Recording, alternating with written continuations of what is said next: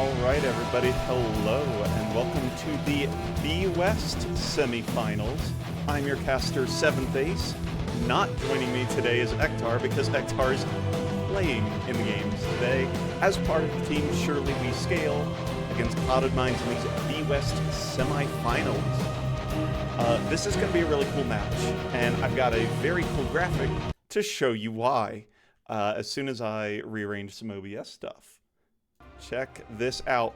Boom! Made a graphic just for this. So we're in B-West, a double round robin division. So these teams have played each other twice, and they played each other a week apart. They've also split the games 3-3, and the matches have all gone the distance. One tipping to Surely We Scale, one going to Clouded Minds, and nobody has been able to put up consecutive victories. So I figure it's really interesting to see how we got here.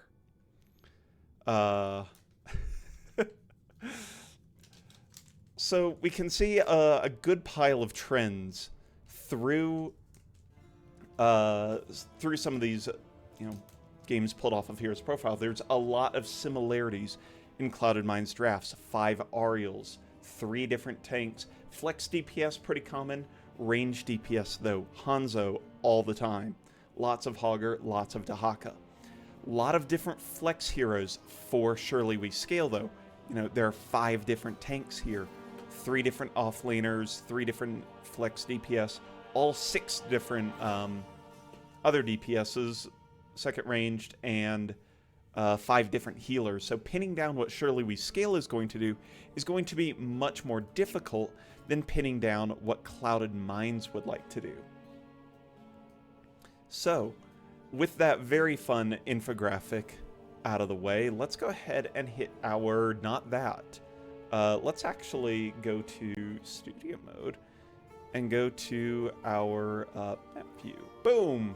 Surely We Scale is the higher seed, so they are going to go ahead and be they chose to have map pick first.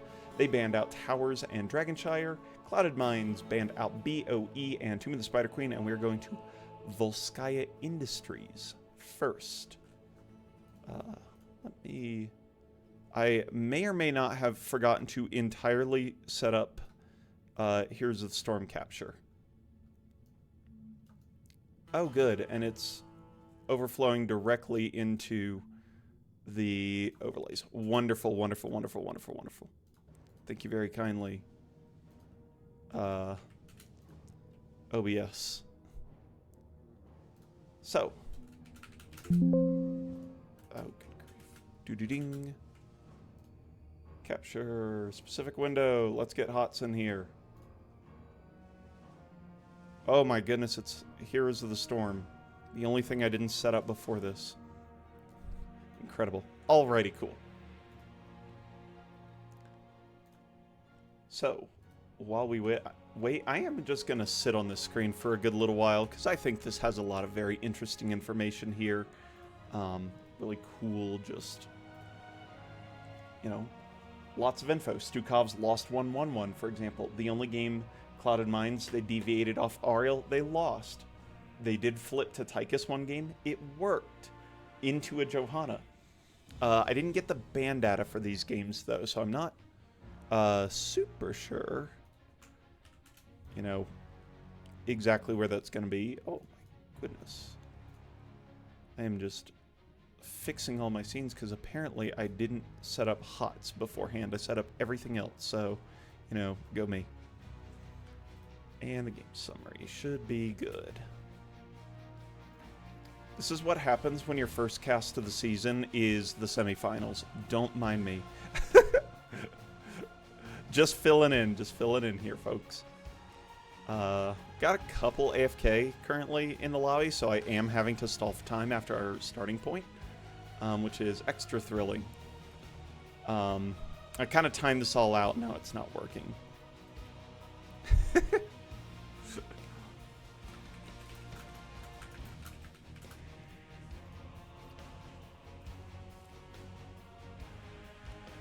See, what other fun things can we discern from this little grid we've created I can't really pull a whole lot. I mean, there's been a double bruiser comp here for SWS on Alterac, which has been gone to both times. That's one of the ones that, if I quickly go to this, it is still available in the pool.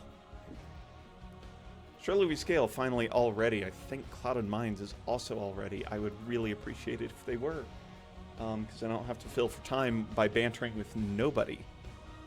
3 Falstad games, though, maybe the biggest data point there for SWS. So we'll have to see what this leads into for ban data going into the game.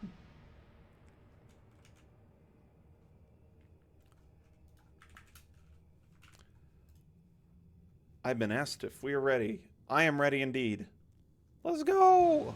Alright, game number 1 between Surely We Scale and Clouded Minds as part of the B-West Semi-Finals. Starts now.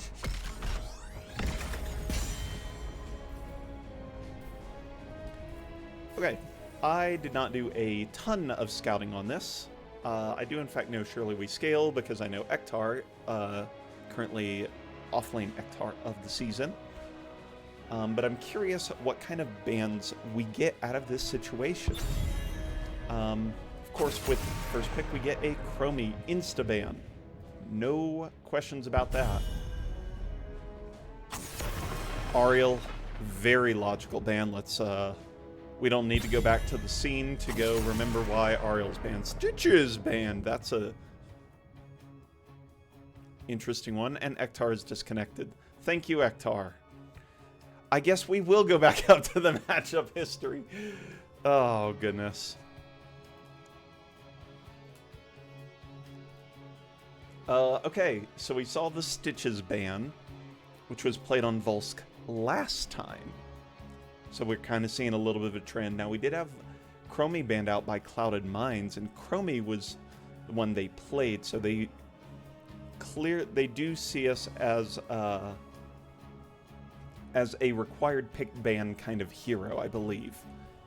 But it shows that they don't want to take it first. So.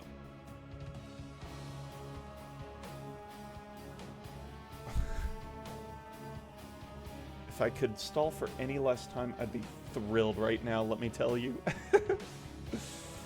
I am going to pop up the chat. Hello, chatters. Let's see if I can't get... Can I get a custom doc? Ooh. Chat. Can I get the chat URL in here? Come on, I believe in you. Oh, it worked. I got it. I'm so good at this. It's requiring me to log in. No! Join Twitch. All right, let's see if we can log in.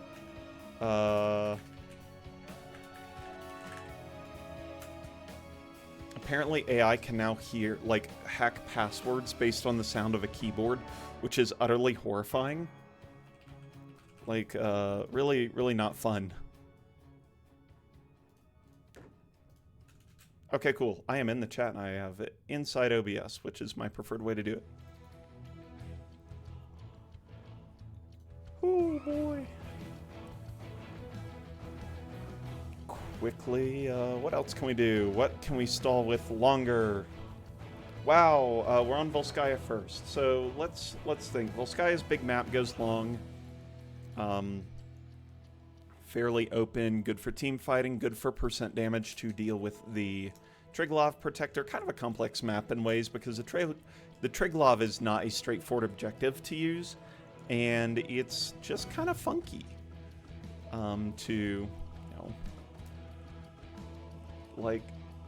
you have 3 heroes on the board and it doesn't provide a whole lot of defense, so people can just get blown up really quickly if you are outside the Triglav. So it makes for some interesting pushes, especially if you can threaten the Triglav or the backline significantly. Oh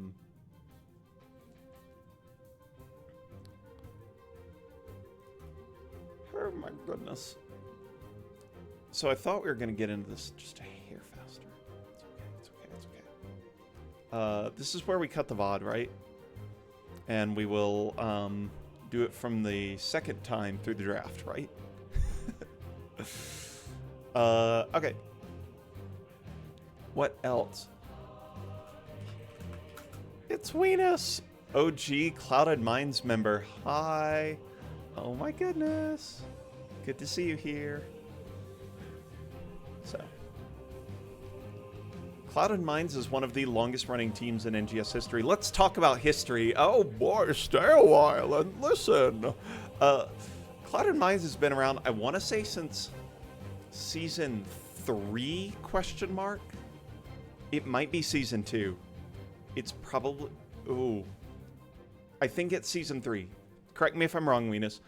But we had the big explosion of teams in seasons 4 and 5. So it's definitely no later than that. And we are currently in, checks notes, NGS season 19. Oh my goodness. I'm going to have to, like, take a large sip of water before looking at the NGS season number again. How long have we been doing this? Oh my goodness. Y'all. That's crazy. That's a little crazy.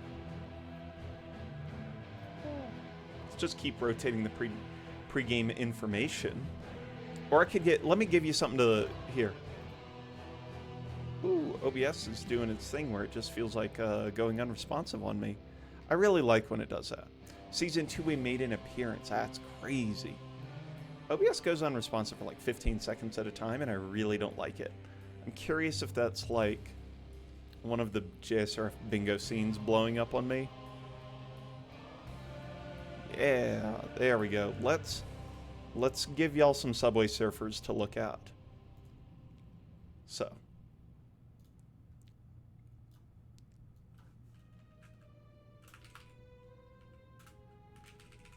There we go.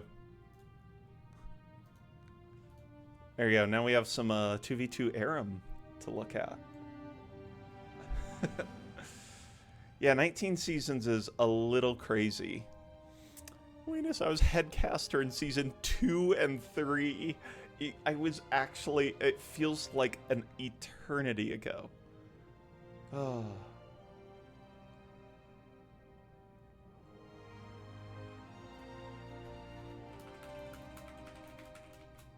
Oh gosh, it's not centered. Gross. All right. There we go. It's close enough.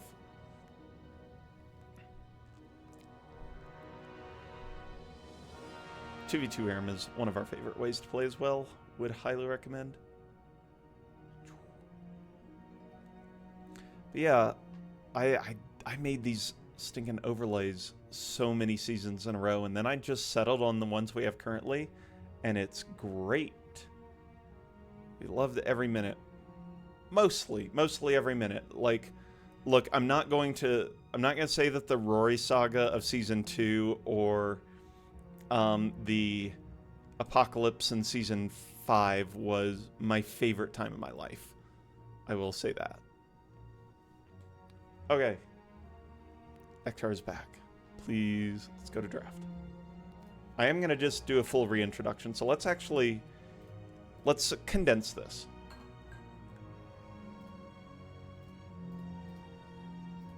Alright. We're going to go map view. Alrighty. If this is where the VOD starts, hello, I'm 7th Ace. I'm casting the B-West Semi-Finals here between Surely We Scale and Clouded Minds. Surely We Scale, as a number 2 seed, has opted for map pick and taken us to Volskaya. This was selected because the maps of Towers of Doom, Dragonshire, BOE, and Tomb of the Spider Queen were all banned out. These teams have a long history this season against each other. And if OBS will not blow up, there we go. Matchup history shows the Surely We Scale Clouded Minds history through this season in a double round robin division. So lots of common heroes for Clouded Minds, lots of variety for Surely We Scale. And we will get into the draft definitely for the first time here. If I were to guess based on that matchup history chart, I would expect to see maybe Chromie, Stitches as bans to start, or Chromie and Stitches for Clouded Minds, and Surely we scale probably that Ariel that showed up so many times.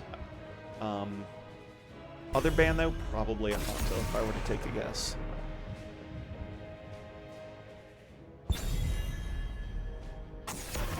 Truly, we are incredible at doing a draft the second time. This is as far as we made it. So if I'm correct here, it is a Muradin ban. Matchup history indicates 2 Muradin pickups.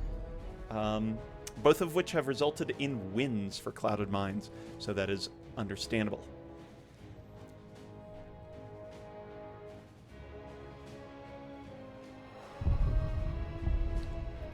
First pick on the docket. I would guess a Hanzo here. It is a Johanna. Take that.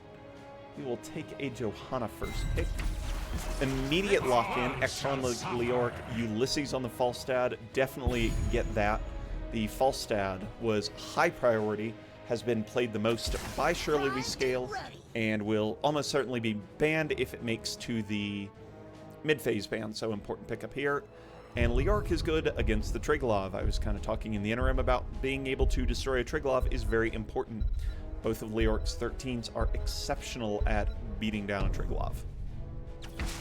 I will fight to my last Junkrat and breath. Rhaegar are picked up. Junkrat is a pile of crap as I hear. No, I'm kidding. Very frustrating to play against in a lot of ways. Who's going to stop me? Nobody's going to stop me. I can voice my opinion. No, I'm kidding.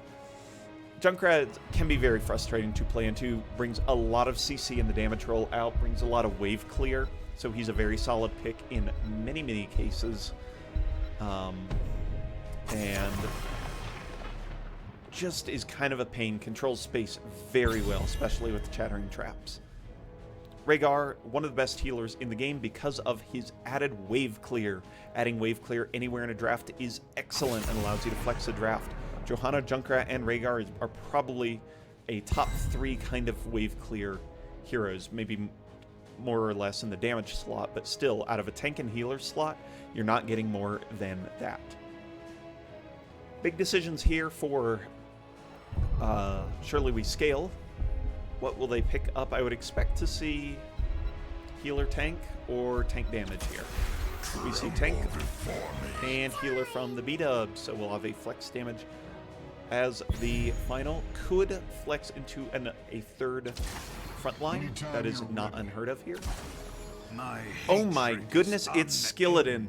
They are playing Illidan Bloodlust after a Brightwing. That is a bold decision. Kagamine Len going to be very important on the Brightwing. What do we pick up? Heroes with a blind. Cassia, not a bad option here. Anybody to be able to shut down or apply block stacks are important. Sylv is entirely reasonable. If you can either land a mind control on Illidan or Wailing Arrow on Illidan, you can end his entire career. There are 2 ways to handle an Illidan. One is silences and one is blinds. Both are effective as long as you apply CC to the Illidan. Blinds just have that double utility of being good against Raynor and everybody else. So, with all of that said, do I have prediction power in chat? I have no capability of doing that. Cheer on your team in the chat if you're watching this on YouTube or on Twitch VOD. First off, say hi, because I don't know how many people would watch this, but yeah. And 2, let's get into it.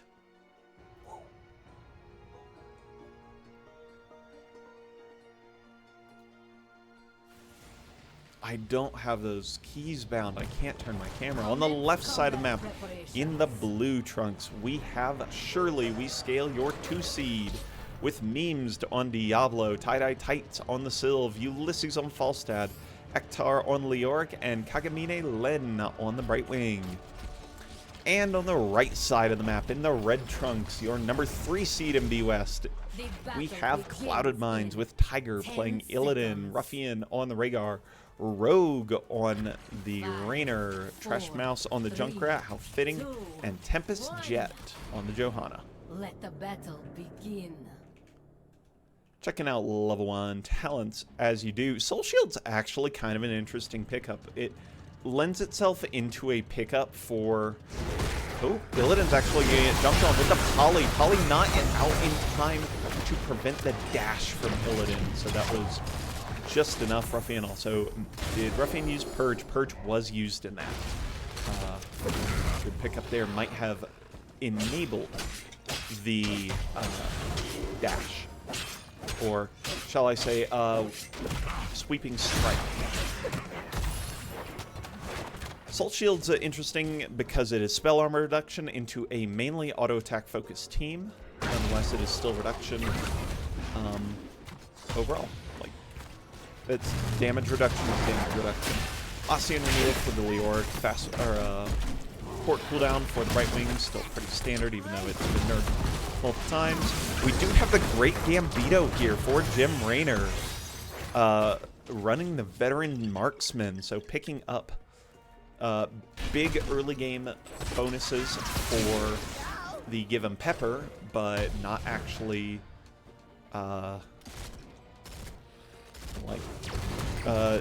you know, risking it on death. Let me increase my sound just slightly. HOTS is rather inconsistent for me, and I like to have good audio. I do not mind barely sitting on top of the audio. Maybe a little less. There we go. Excellent. That's quite the jump grab. Perfect. Perfect. We're so there.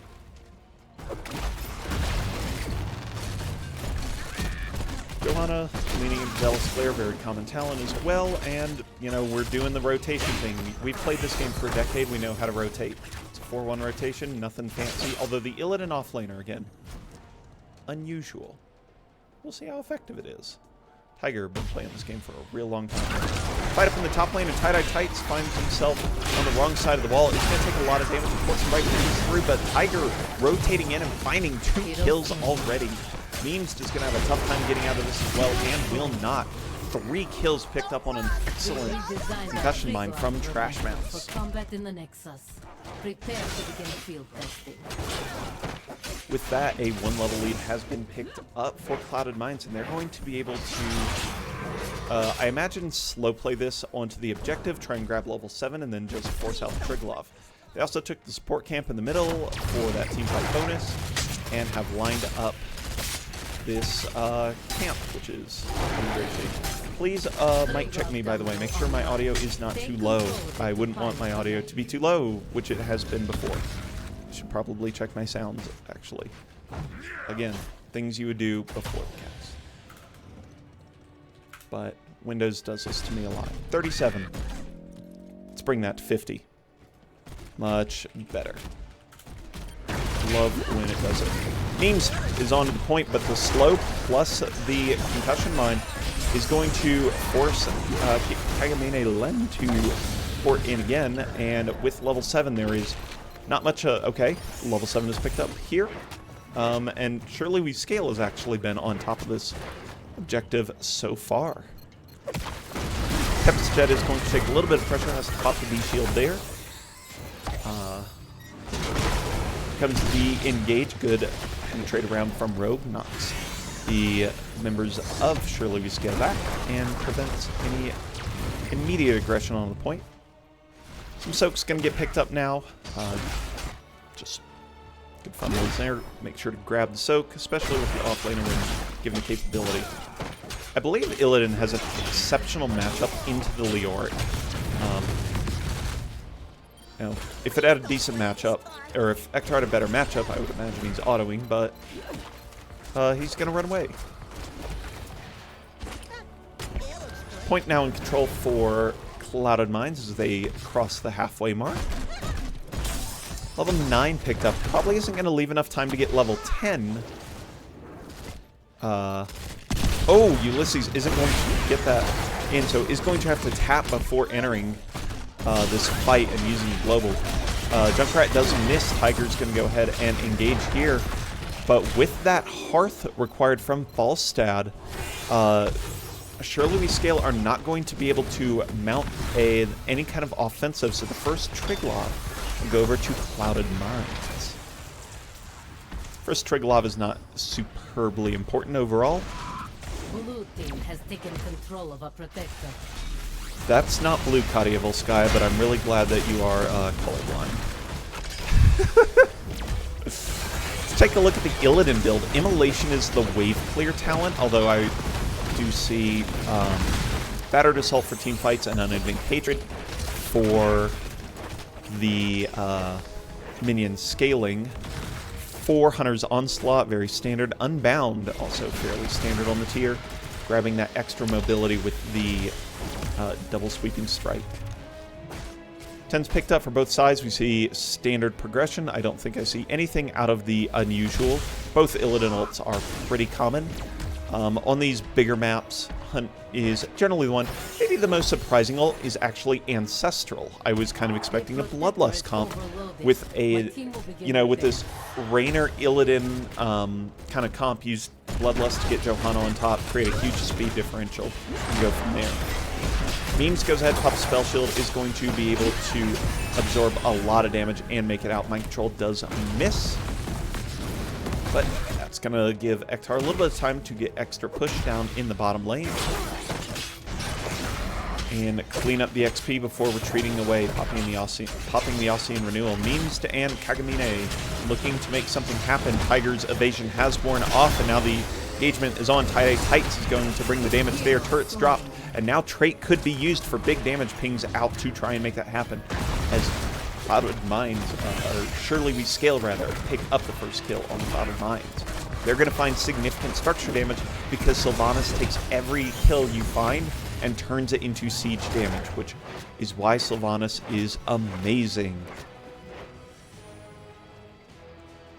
Now that Illidan's coming back up, does have that global hunt, is going to go ahead and be available, so no further aggression is occurring.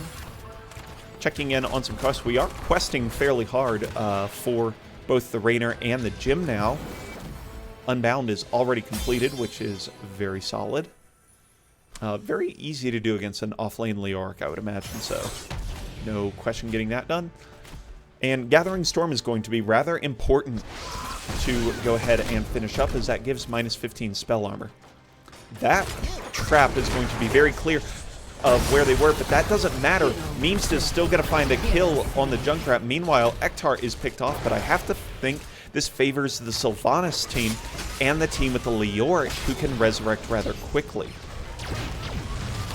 I'm curious if Ektar has disconnected or crashed in some capability, but if not, Fort is taken down in mid lane in the favor of Clouded Mines. Fort is taken down in top lane in favor of Surely We Scale. So despite kind of these asymmetries developing, the game is still fairly even. Both teams halfway through level 13 as they move upwards.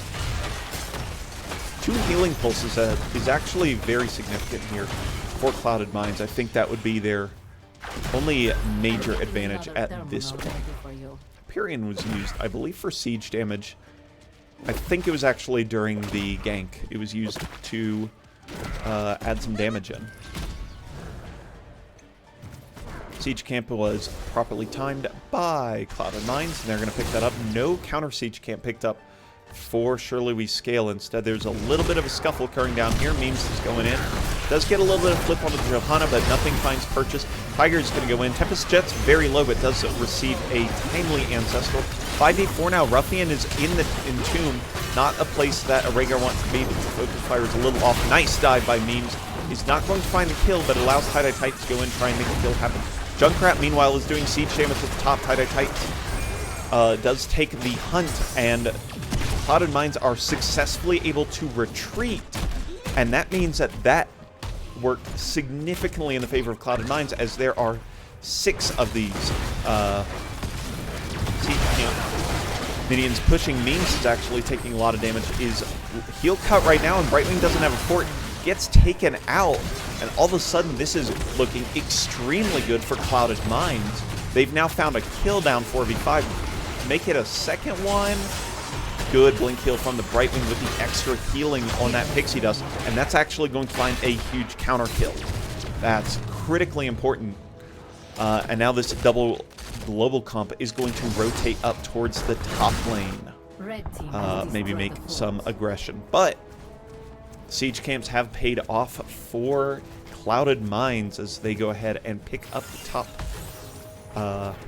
fort here, so they do have a 1-fort lead. Ektar's going to try and counterbalance some of this damage, but I think Jim, yeah, Rogue's here to deny that just a little bit. Tie-Dye Tights and Memes look to be in the area, but they have opted to defer the strategy and will just defend the Triglav here.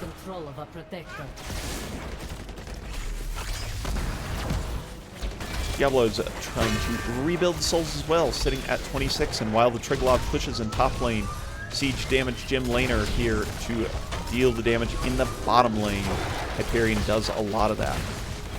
Triglav does functionally nothing but be a distraction for these two heroes to go pick up the fort, which is exactly what that should do. Ulysses taking a lot of damage. There's an engage coming in, but with Junkrat disappearing from the fight and Tempest Jet, ooh, look at all the pings. This is a big flank opportunity here for Clouded Mines. They do not opt to go for it, though. 16s have been picked up from both sides now. Here comes a possible chance at a big engagement. Junkrat's using that 250 speed mount to try and stick in the area. Ektar's taking a ton of damage, is going to blow up before Brightwing can port in, so big damage found there, and that's going to secure the third heal pulse of the game for Clouded Mines. How many do they have on their team? Looks like only one. Possibly was the reason they turned some of those fights in bottom lane is due to that heal pulse. I actually didn't see if it went down or not.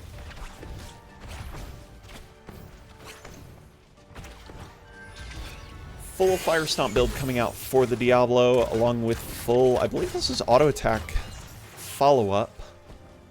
Nope, this is an auto attack follow-up. That's Giant Slayer. It has the same icon though. I think it's just in pink. This is full Q build from Falstad with Boomerang. Very solid standard Brightwing build, especially with Criterize. Illidan's going to need to be very careful. They are stacking up Mythril Mace and Unstop on the Skeleton. On the Skeleton, Sylvanas is very good. Everyone else looking for a little bit of this engage. I think that Tempest Jet is going to make it onto point, and that is just a free camp for Clouded Mines. Their roaming squad is getting work done right now. They're just constantly threatening, and it doesn't feel like they are concerned by the Diablo whatsoever right now. Ektar is pushing the bottom lane with the Leoric there. Might find a fort here, but it is going to come at some cost to the Keep's health as the Hyperion comes out. Damage is low to the heroes, but high to the structures as it takes about half of it down, but the rotation is out of here for Clouded Mines.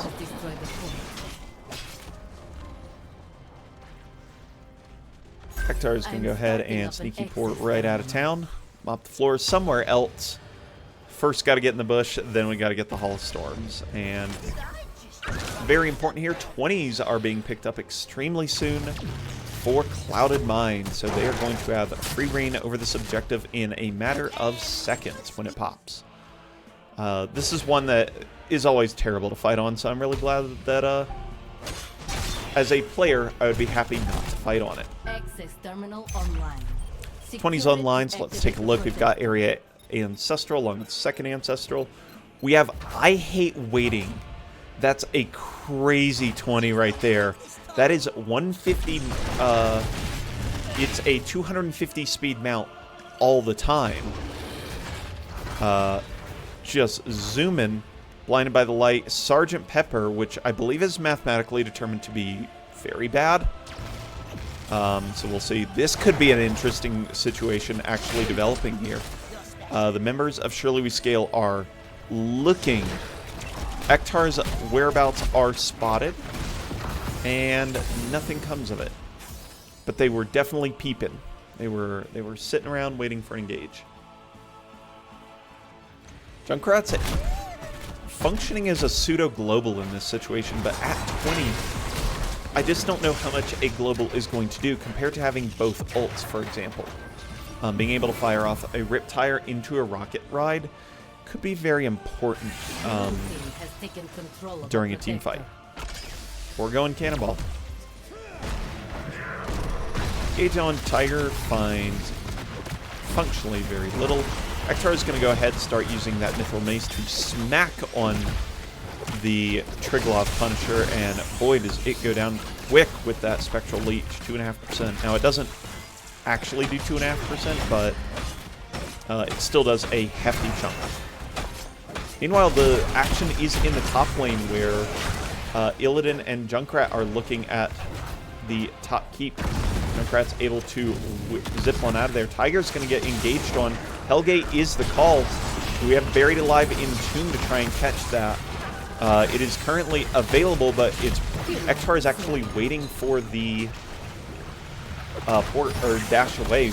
Instead uses on Ruffian a little bit too early, doesn't find any damage there, and the bottom keep goes down while Surely We Scale tries to get these kills up here. Only ends up finding the one, though. Bottom keep down. Permanent catapult pressure all the time, forever and ever. Sylph trait is currently expired, so there's towers are coming back. They're actually using the Heal Pulse as a tempo tool to try and work down this top wall. They were going to expect them to try and look for a little bit more there in this area, but... or if they're going to commit that much. We do have Wind Tunnel, though. That could be massive. I'm surprised it didn't just gust Junkrat into the side here upon seeing the flame. Mind Control is now a basic ability as well, which is excellent for Sylvanas. It is a lot of fishing for a lot of possible goodness.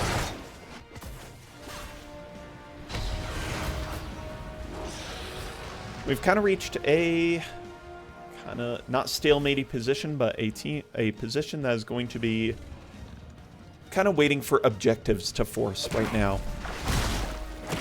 We do have 3 catapults building in the bottom lane, but that can be addressed by Ulysses as he is rotating down now, and all of the siege camps off the board. We'll see if either team works towards this fortification camp in the bottom lane.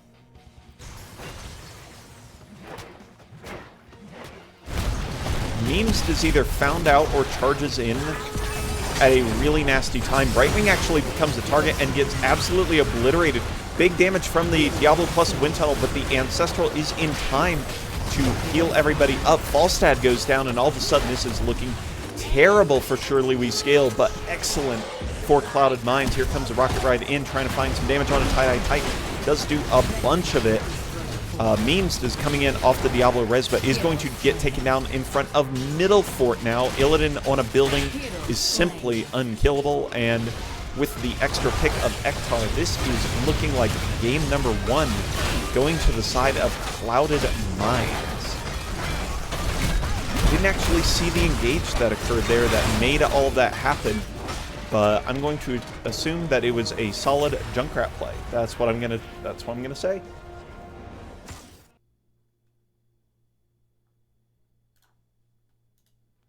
Going to the game summary, let's take a look.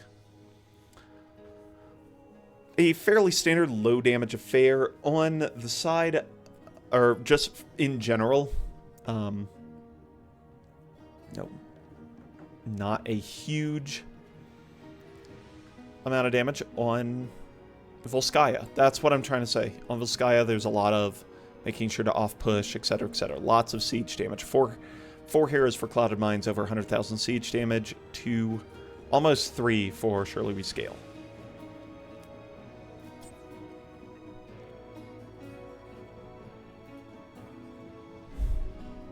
And nothing too crazy overall. Was just solidly played by both teams, but more solidly played by Clouded Minds. Got, not much more to say about that. I like to bring insight and I like to talk about the games, but there's not a whole lot to that one. The map was even through 16, or rather levels were even through 16, but a few kills went this way, a couple picks went to Clouded Minds, and suddenly they were able to find extra siege damage, because they took the Triglov, because they had level 20s. That's how it works. Welcome, Nexus Gaming Series Channel 1. How did the other playoff match go? I have no idea who was playing.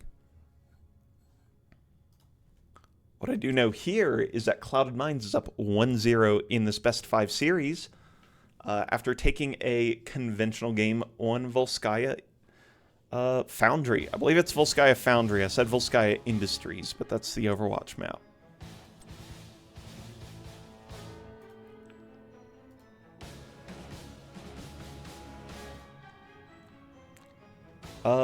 For the people who are also joining us, these teams have 6 games of history so far. I will continue showing off this graphic because I made it and spent 40 minutes on it or something like that. So I will continue putting it on screen. So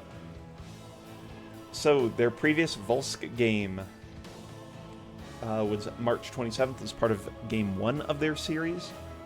And it ended in Surely We Scale's victory, so this one going a bit the other way for Clouded Minds. That may portend a certain way for the series. That Clouded Minds is more prepared for the series, we are unsure.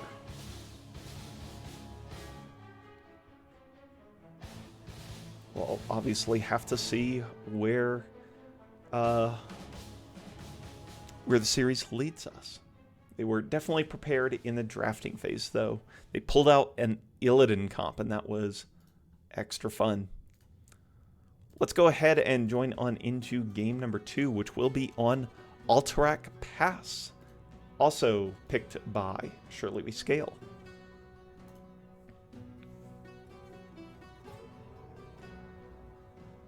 I realize I have no water next to me, so I'm going to go ahead and get some water very quick. I'll be right back.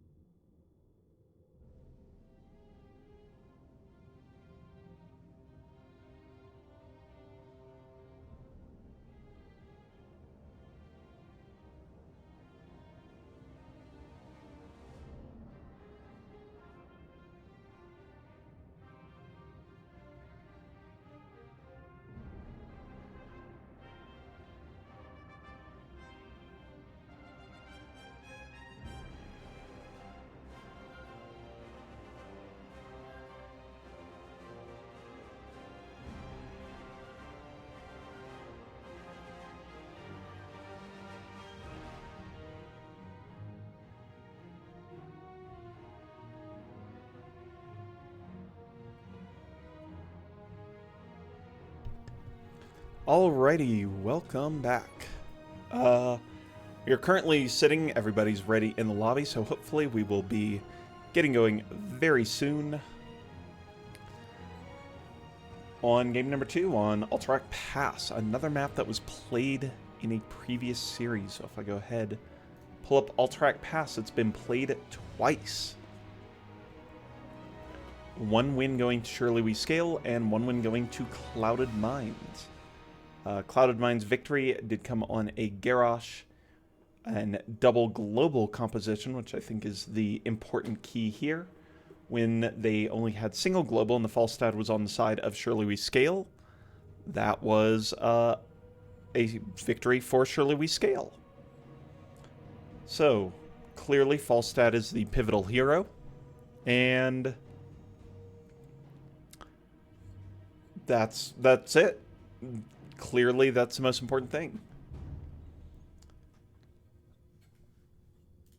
Alright, teams are saying that they're ready. At least one team has said that they're ready, waiting for a second as they kind of do their strategization in the lobby. But ultimately, we should be getting started in just a moment. Thanks, everybody, for joining. always good to be back in the NGS casting booth. Alright, surely we scale has given us the ready. Let us go ahead and get on into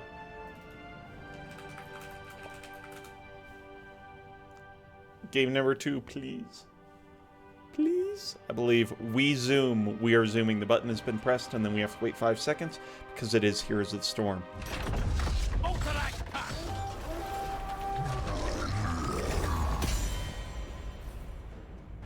First pick going over to the side of Clouded Minds. Tiger, get out of here. You're playing in this game. How dare you try and read my insights off the game. And then relay them. I can't believe you. Chromie, first ban again. Might see that every game of this series. Ariel, definitely understandable. We saw a lot of that in match history. And it is what Clouded Minds likes to do. Anubarak banned out. If I check the matchup history, they in fact won with Anubarak last time. So Clouded Minds definitely have done their homework. Surely we scale do not want to give Trash Mouse the Junkrat again. Deeply understandable.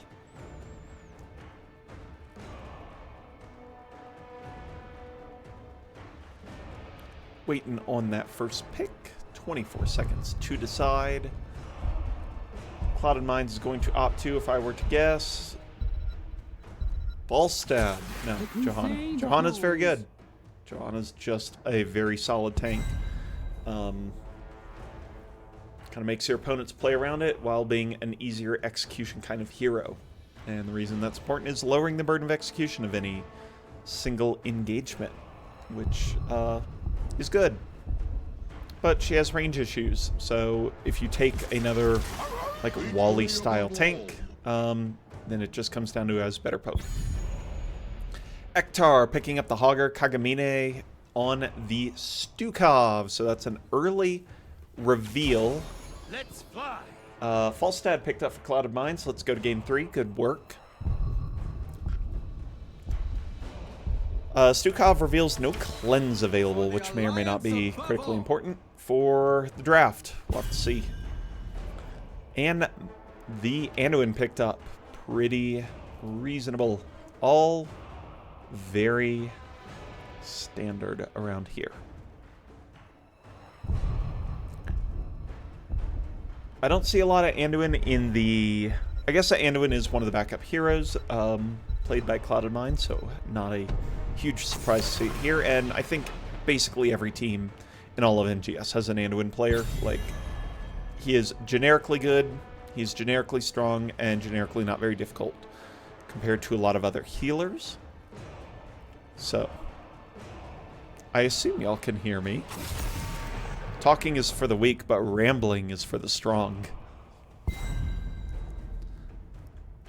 Sylv is a very solid ban here for Clouded Minds.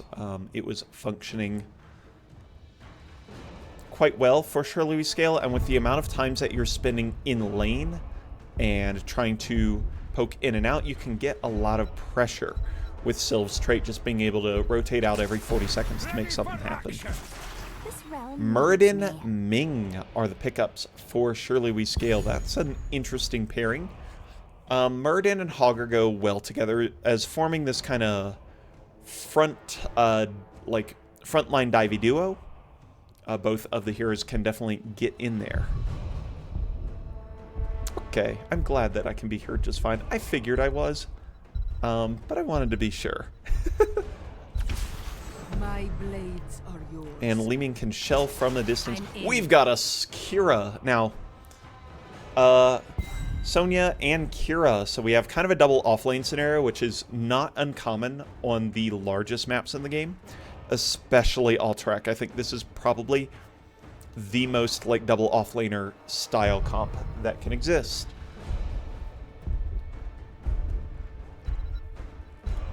Last pickup for Ulysses. Could be a Dahaka. That'd be a low damage comp. It is a Dahaka. I want you to know that it was called.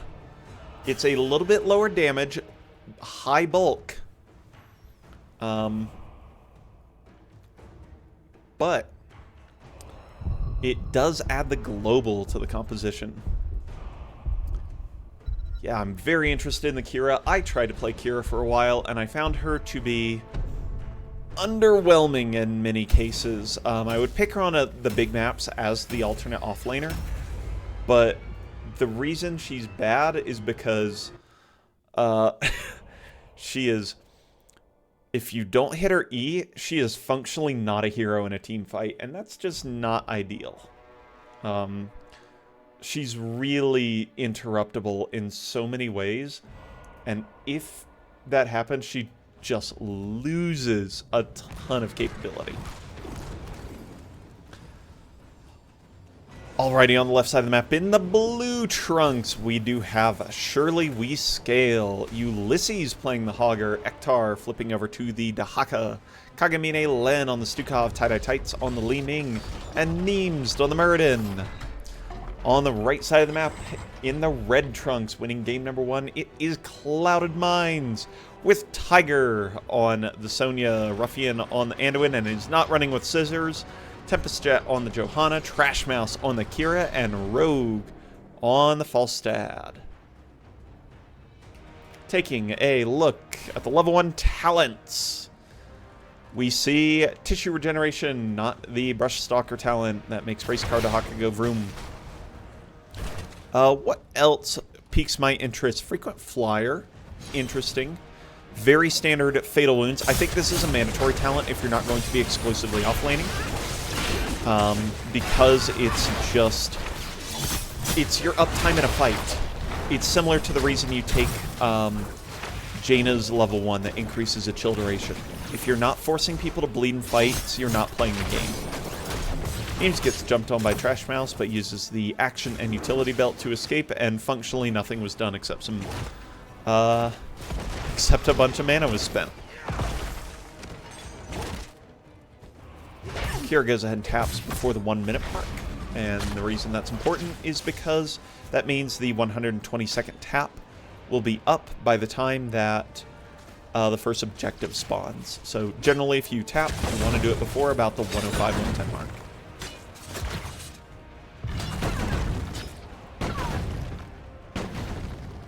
Ektar gets run out of lane by Tiger. So far has not had the advantageous lane matchup. I don't know exactly how the Dahaka-Sonya matchup exactly works and who it's in favor of, but early indications are Sonya's looking good. Now, one of the reasons Hogger is incredible on this map is because he is possibly the best hero in the game at taking this camp on cooldown solo with almost no issues. And that will eventually turn into a pretty significant advantage once you eventually get one more than your opponent. But as we see, it's not going to make a huge difference currently, but every 90 seconds, Ulysses has to go over there, back to the camp jail.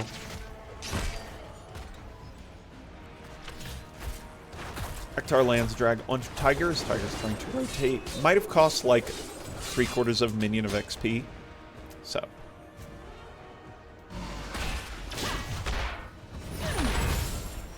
Objective. Thank you very much. Spawns up here. Do you remember when objective times weren't standardized, by the way? That's crazy. Crazy stuff. It was like 40 seconds for one map, 35 for another. Tie-Dye Tights gets jumped on.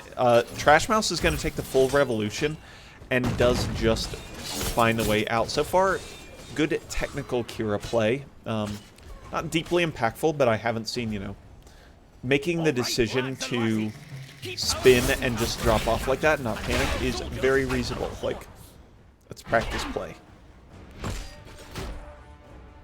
Standard play at this point is to generally leave these objectives uncontested until level 7. You might try and sneak one person in, but you almost certainly will never get the objective done very quickly here. Now that the camp's taken care of, a little bit faster for the blue team here. It's going to be walkout time for the remaining members of Clouded Minds as Surely We Scale take control of their camp. Globals in the bottom lane are just going to do global things and sit as far away from the objective as possible. Little scuffle comes out. Tempest Jet goes down to about half health. Rogue is actually called to reinforce, so now Ektar might be able to take a one wave advantage here in the bottom lane, which could translate into something. However, with the man advantage, there's going to be the camp picked up. Or rather, yeah, the null camp timer ticking. 14 seconds remaining, so not a lot of time. Ektar's going to go ahead, drop Trash Mouse in a little bit of a weird spot. Engagement comes in. Sonya takes a ton of damage. Huge silence comes out from the Stukov.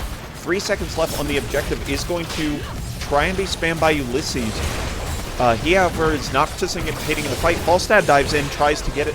This is an all hands to get the objective, and they do get it, but it's going to cost them 2 heroes, and the price of that is to be seen. Was that worth it? Is the cast question of all time. First blood goes over to Surely We Scale, but first objective goes to Clouded Minds.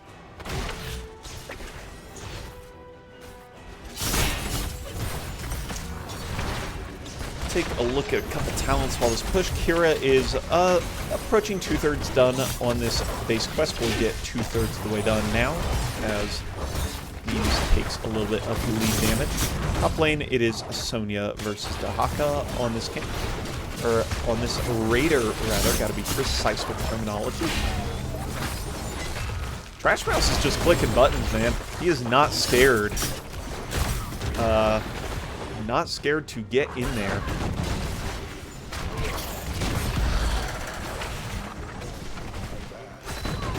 Pustule lands with the Lurking Arm after, but nothing comes of it other than to say I can do that.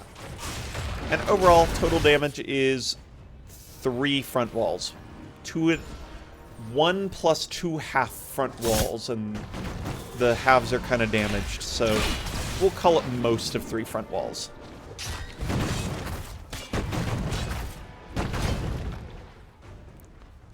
Ten's picked up for both sides now, as we're starting to see that camp advantage start to pile up. Now, it did cost Surely We Scale a little bit of hero time, so that will allow more damage onto this bottom tower. Got the whistle, but no go. And so once we see this camp taken, we'll see kind of what the camp timing advantage is here. 130 on that, so 28. 106, so we're seeing about a 22-second advantage on this camp now for Surely We Scale, and that's going to start mattering here very soon. Mainly during the next objective, I think, is when it's really going to matter. As well, be up soon. Good bush check from Memes to keep Sonya from doing anything dishonest. Light Bomb leap. Uh-oh, Memes doesn't make the jump, so he immediately pops Avatar. Stukov's arm is interrupted. Big stuns onto Murden, and that is a kill for Clouded Minds, as there just wasn't quite enough. Final strike used by Kira for some siege damage. And with that kill... Whoa! I love Kira interaction. They'll be able to pick up this 4. I love Kira. Dog, the hero is so funny. I call her the most interruptible hero in the game, because no matter what, you find a new way to get interrupted all the time. It is simply unbelievable how often you can be interrupted, and in new ways every single time.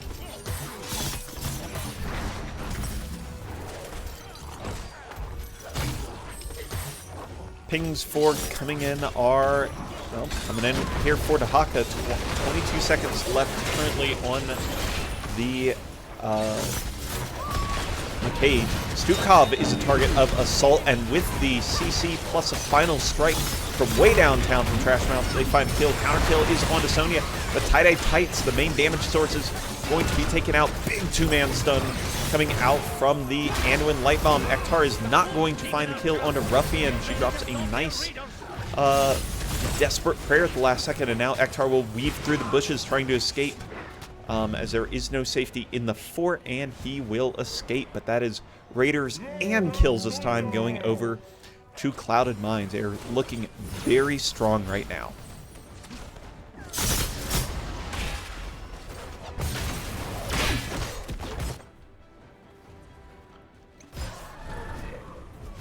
So let's see how much damage can be done here. Like, you would like to see both side forts taken out. Bottom fort is functionally undefendable with 4 members pushing, but they're going to try and defend off top fort. Tiger doesn't see anything, partially because of the isolation and partially because of good vision control from Surely We Scale. And they will save the top fort now. That's allowing Clouded Minds to push into the bottom lane. So they're going to pick up front wall down here and possibly get some heat damage done. Hearths have come through to be able to port, but this is a lot of damage coming out. More than half health down on the keep, and the Raiders keep pounding away at it, and the lack of wave clear is kind of showing through. And the keep survives with 409 health. That may be a Falstad secret mission here fairly soon. When flight comes up, just try and kind of sneak over and fly out. But so far, Falstad, look what we're doing. Denying vision. Good play, good play. I'm working to maybe pick that up soon. All of the members of Surely We Scale are down here, though, so Falstad can't commit any shenanigans soon. And depending on how many they see, that may be the indication to start boss soon. Boss started up on both sides. I really wish I had like a split screen view so I could, you know, left side, right side, boom, both teams starting the boss. Boss damage is not incredible on each side, though the... Looks like the boss race is slightly better here for Surely We Scale. And they'll use that to push into the bottom lane. Meanwhile, Clouded Minds is going to push into the top lane. And with the boss and 4 members, top fort will be down instantly. Good gank onto the Falstad allows for a little bit of XP gain back as Surely We Scale look towards level 16, which Clouded Minds already has. Ooh, cool talent alert, cool talent alert. So, a couple things. Siphoning Link gives a bunch of health when hitting people with the E, so even on the spin around, so it gives their extra health at the end. Pulsing Pain gives extra damage on long spins, and then Lingering Ailment. Oh, Ektar gets interrupted out of the dig, is going to be on a cooldown. Leap now committed, along with the Light Bomb. Okay. I pose the question, is that worth it? Because Ektar is going to be able to re-engage, and there's going to be, I guess there's only 10 seconds between Ektar's re-engage and the ults coming up. So yeah, I think that is going to be worth it. Cool talent, Lingering Ailment makes ease the spin or the grappling hook lower armor by 35. It's one of the largest single armor cuts in all of HOTS. I don't know of any off the top of my head that are greater than that are not tied to an ult. Specifically an ult upgrade. For example, Orphea's is a minus 50 ult on her Crushing Jaws upgrade.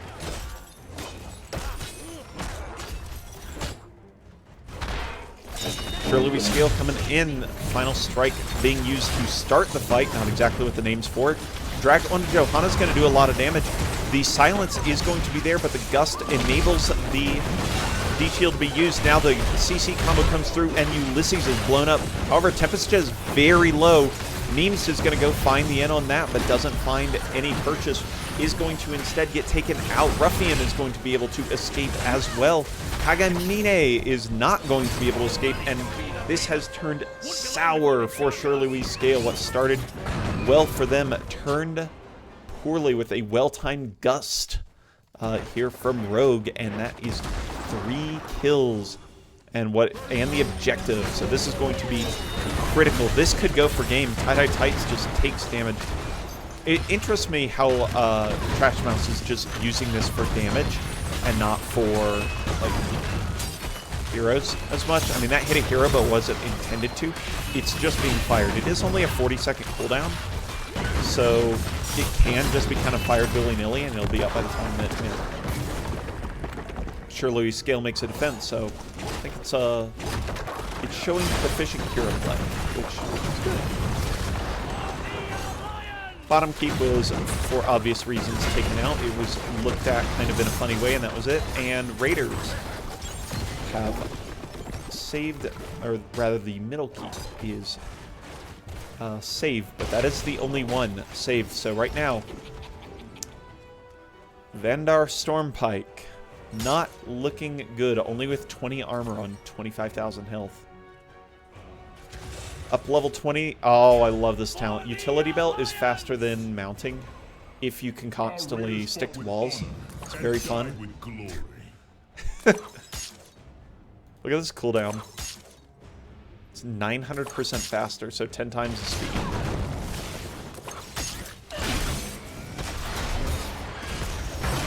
Memes goes ahead and gets jumped on, and Ektar drops the tactical pause.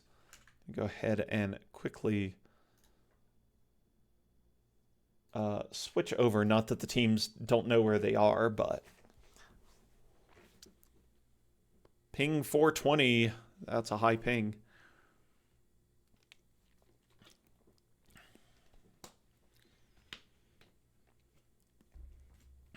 All right.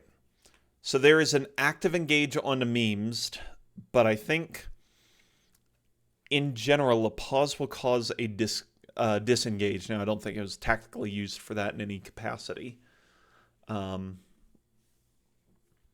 because lag was occurring.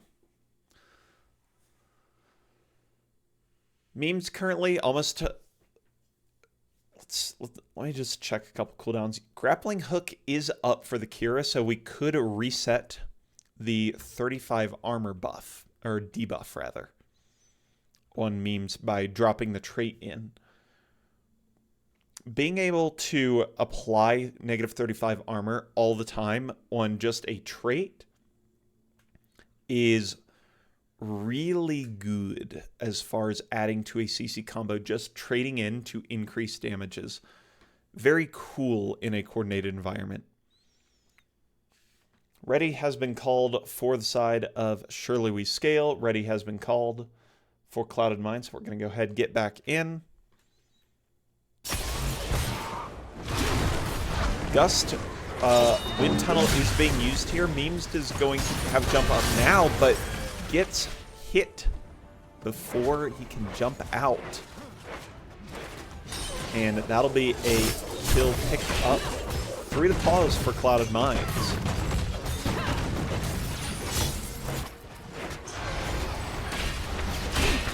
They'll pick up the null camp here, which is going to come forward and start cutting the...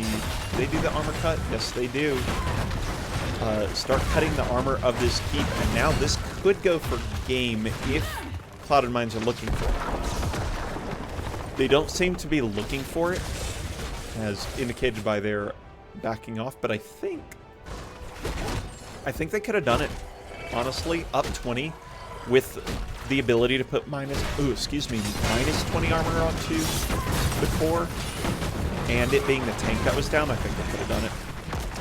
Nonetheless,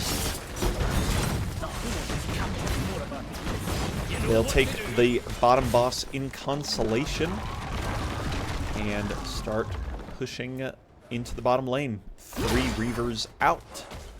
I'm not making it up. Those are called Reaver minions. And they will help augment this boss push, which will be used to cover the capture of this objective point. Rogue's looking for some kind of Gust play. Obviously, Gust is an incredible ult and can be used to instantly win the game in some scenarios if you can land a good one. So far, they have been quite good. Once again, Final Strike going out early means it's going to pop the Avatar to gain a little bit extra health. go in. Here comes a gust, pushes the team forward, but the engage is elsewhere. There's going to be a lot of damage with the Leap Light Bomb combo. Kagamine Lin is jumped on, but no kills have been found. Just hitting. Memes goes down on the Murden here. Core is in the thick of it, though, and is getting targeted down, and with that, Clouded Minds dominantly takes a 2-0 lead in this best of 5.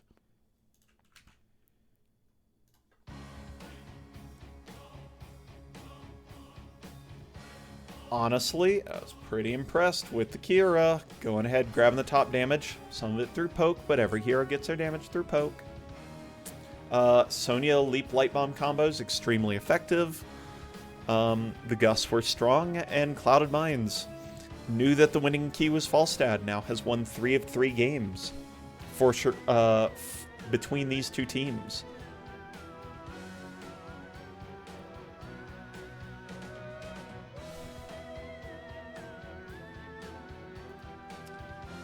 So, pulls up chair backwards. You're down 2-0. I would say you've been kind of brutally waxed in your previous game. That was not particularly close.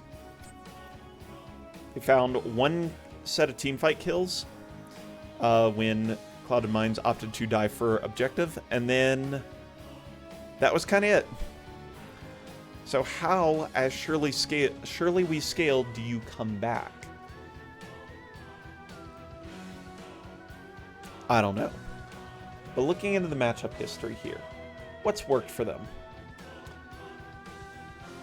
You know, a bunch of stuff that they have lost on. Volskaya and Alterac are both maps they've won on before, and those didn't work out very well. So where else can they go? Excellent question, I'm glad you asked. In the bottom row, of course, are the lit up maps that are available. Now, they may just flat out opt for first pick. But if they had the capability to take a map, I think taking something on the smaller side is quite important. Joe Cool, if you're looking at that Kira build, that is a build for coordinated play exactly. Getting that minus 35 armor is really important to have other people dealing damage on it as well. I think that's one of the most important talents on that tier, is just allowing you to burst down a frontliner by just obliterating their armor.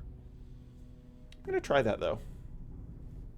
If you're just like rando queuing it, you're going to find that you know, there are better talents to be taken. But given this situation, I think it was quite good. So, maps, maybe Infernal Shrines, maybe Braxis. I would kind of guess Surely We Scale are going to one of those. We've gotten the pick. And it's Infernal Shrines, so another win for the caster. Dab, dab, dab, dab. Okay, now that that's out of the way. Infernal Shrines, we also see on the History tab. Look, we're just recreating the March 27th series. So, we did Volsk, then we did Alterac, now we're doing Infernal Shrines. I think they've been very consistent about banning the Ariel. They've been very consistent, and then they've been flexing the second ban, if you are Surely We Scale. I think you kind of have to take the Johanna out of the equation here and force a different tank from Clouded Minds. I don't know if that's the secret ingredient, but you know, forcing them to do something different and beat you in a different way is important to try and, you know, just get different looks and try and find different weaknesses.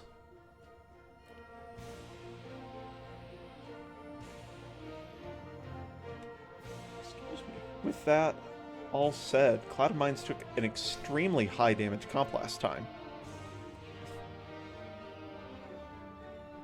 Dab. Dab. Mueller. Yeah. Who are we waiting on? We're waiting on somebody. Trash Mouse. You ever notice how Clouded Mine, all of their players their names start with T or R? It's crazy. Just note that. Could be a key to success.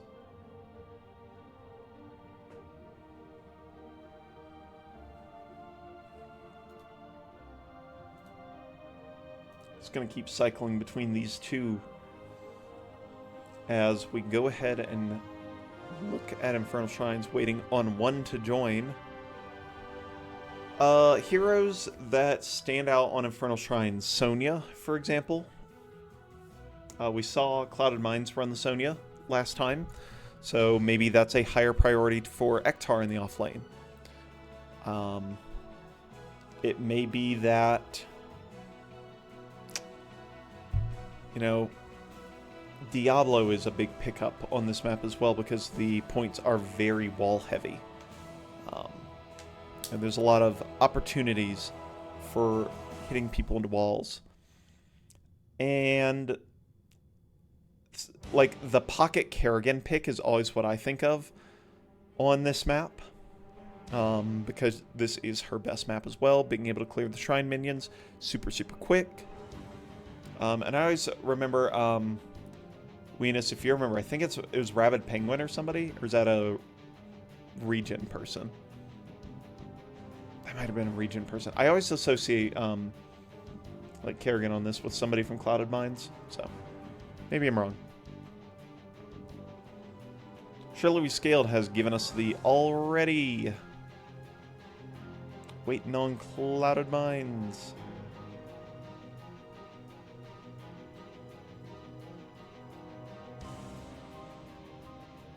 They're not ready. I believe in them. Yeah, mages are above average on the map. Ming, I think, is a little undervalued, like less valuable because orbs are blocked by the skeleton, or the shrine monkeys. So, generally, I favor Leeming a little bit less here. But, doesn't mean you're not getting the shrine minions. Clouded Mines took the extra minute, got ready, and we should be getting underway in game number 3 in just a second, or at least get to the draft screen. We send it. They're zooming. We're going. Infernal Shrines! Man, the screen looks so good with a little, like, line going across. HOTS just looks good, folks. It's been 10 years, and this game looks... It just holds up. I don't know what else to say. You know, being a bit of a homer on it, but it looks real good. Chromie, consistent first ban out for Clouded Mines. Will we see the Ariel ban?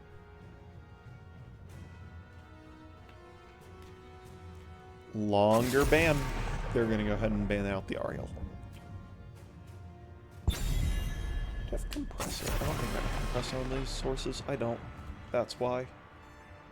Oh well. Anubarak went ahead and got banned out. Anu was not the tank one. Not the tank that Surely We Scale won with. Or rather lost with on this map. The winning tank from the previous series was banned out. Johanna ban was predicted. Predicted/called. I think that is a very reasonable ban by SWS. This does give Junkrat Trash Mouse, though, and they will take first. Probably pretty proficient on the hero. Seems pretty good.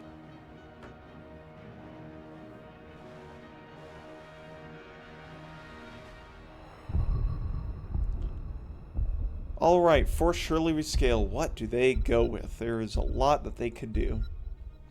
I'm feeling a Deckard for them. Diablo Deckard. Diablo Tychus is an extremely fundamentally strong start. There is nothing, I don't think this is bad into pretty much any comp so far. And I can't say You know, I think there's a lot of good capability. I love Miatychus, favorite range assassin. Good into Hogger. Good enough into Muradin. Muradin can land good thunderclaps. It can reduce the effectiveness of Tychus. But that's more difficult for the Muradin than the Tychus. I'd almost consider taking dash range on one so you can always dash out of wherever Muradin lands to escape the thunderclap. But could also take range. Falstad is ban out, very reasonable.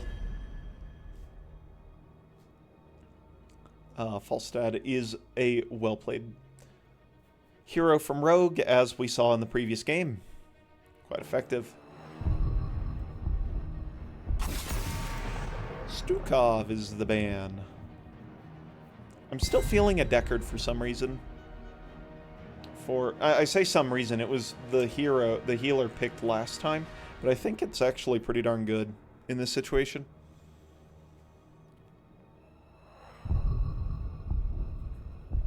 By last time, I mean last time Surely We Scale were on this against Cloud Mines, I picked Deckard. Sonya Hanzo, extremely reasonable pickups. Redemption. I think that's a very solid damage setup. Sonya again proficient on map. And Hanzo is a good deny pick if nothing else.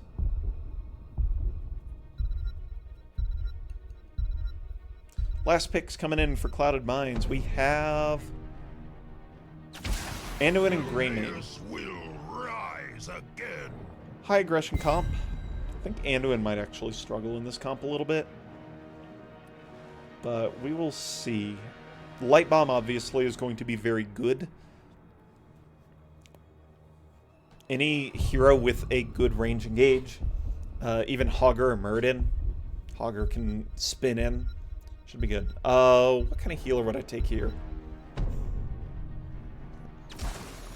I was kind of wondering about the white mane.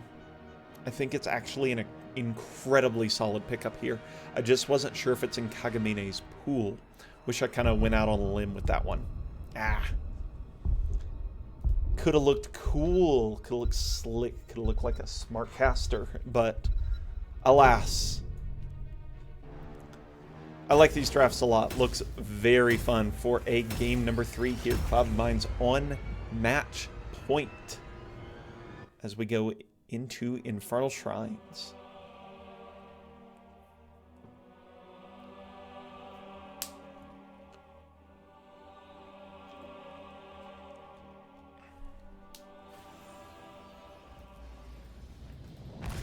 On the right side of the map, in the red trunks, we have Clouded Mines, Tempest Jet on the Muradin, Trash Mouse on the Angry Cloud Junkrat, Ruffian on Just a Cloud Anduin, Tiger on Just a Cloud Hogger, and Rogue on Happy Cloud Greymane. On the left side of the map, we have Surely We Scale, trying to bring this one back, give us some extra Heroes of the Storm. Memes on Diablo, Ulysses on Hanzo, I'm going to assume, because he's very hard to see. Ektar on the Sonya, Kagamine Len on the White Mane, and Tie-Dye Tights on the Tai Kiss. Level 1 talents. Taking a look, we do have the Cocktail start, which is actually very solid on this map, using the minions to an advantage. Extra wound timers, my favorite. Extra wound, extra wound, my favorite double entendre talent name in the entire game. Memes is in a really bad spot, but does an excellent job. Ooh! Memes went back in for some indescribable reason. Oh, extra wound timers mattered. Oh my goodness, look at that, look at this. 42 overkill. Absolutely matters because it doubles the damage of the last one. So it did a total of 385 damage. That mattered a ton. Trash Mouse helps pick up the second kill.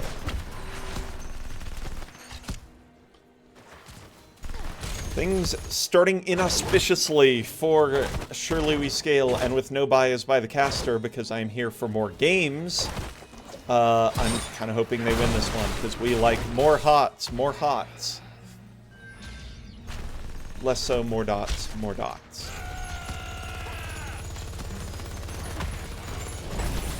With the early advantage, Clouded Mines are going to be able to take the bottom camp and get the pressure going there.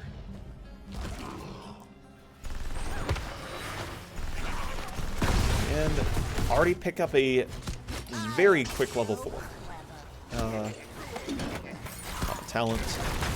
Pretty much as expected. Ulysses getting some launch forward is going to go ahead and get knocked to the side though, but Rogue, Tempest Jet, and the squad are all just in this area dealing 1 tower's worth of siege damage at the cost of functionally nothing. Double soaking will be occurring. I will not be watching the double soaking very much. I apologize. I'd love to be able to like have a double soak cam, like a split screen cam, like in the corner down here in the bottom left, and just be able to like have a second observer just always watching it. Just watching the offlaners would be cool. Other things if we were still like a functioning scene. But that's okay. We are still here 19 seasons into NGS. Cruiser camp's going to be picked up by both teams. Going to functionally be at the same time. Little later for Surely We Scale, which is technically more optimal. Up to a certain point. Diablo's going to get CC comboed very hard. Is going to pop the Soul Shield, walk out, path up, and come back in. As Shrine minions are being taken out. The first wave goes largely in favor of Clouded Mines, and Hogger has the infinite spin going, although I think it's in the right spot to get the infinite. Nope. Knocked off, of course, at this point. Ulysses is taking a ton of damage from Rogue in the back, but Rogue might have overstayed his welcome. He's going to go ahead and make it out. I don't know if the pull is necessary. Ektar is trying to spin in and win. Has not done so. Hogger reestablishes the infinite spin. This one. This isn't right? Maybe it is. I don't know how Hogger works visually. And first objective goes over to Clouded Mines. They have not lost an objective this entire series so far. Ames gets jumped on and wailed on by the Punisher for a few seconds. And with this being in the same lane that was pushed earlier, there could be a port going down in the very near future. It just constantly feels like Clouded Mines is dealing more damage and taking less damage. Pretty much in every engagement. Whether it's just little poke things or not. But look at the health bars, they're just constantly healthy. And it's leading them to be able to play more aggressive and find opportunities. Very successful first Punisher phase here for Clouded Mines as they go ahead and get a full fort in the bottom lane and will constantly get that trickle XP, which really does add up over time. Mouse over 4. Yeah, we could just watch that go up over time. That passive XP will become quite differentiating. Look at this. I mean, Surely We Scale are just scared to take their own camp right now. There's no threat. We see it from the omniscient point of view, but look how scared they're playing right now. They have been blown up and beaten and smashed into a wall and gusted enough times, and, you know, I don't blame them. Games is going to be out of position now, though, and is going to get blown up. Just like teams here, Memes is here, and the offlaners rotating in here. There's just nothing that can be done with that kind of positioning. Excuse me. That kind of positioning. And now Ektar, little danger. Good dodge. Second dodge. Look at Ektar with the moves. Nice job avoiding the ganks there. As level 10s are picked up. Shockwave, Light Bomb, first bullet. Rocket Ride again, and for the Murden. Probably Avatar. Definitely Avatar. They're going to push forward with 1 1/3 siege camps and their level 10 talents and try and get a little bit of damage on this fort. Level 10s are now locked in, though, for Surely We Scale, so that will surely indicate the retreat. as Clouded Minds go ahead and back on out. Cocktail Quest before Greymane coming in, so we've got the most poke build-oriented Greymane possible.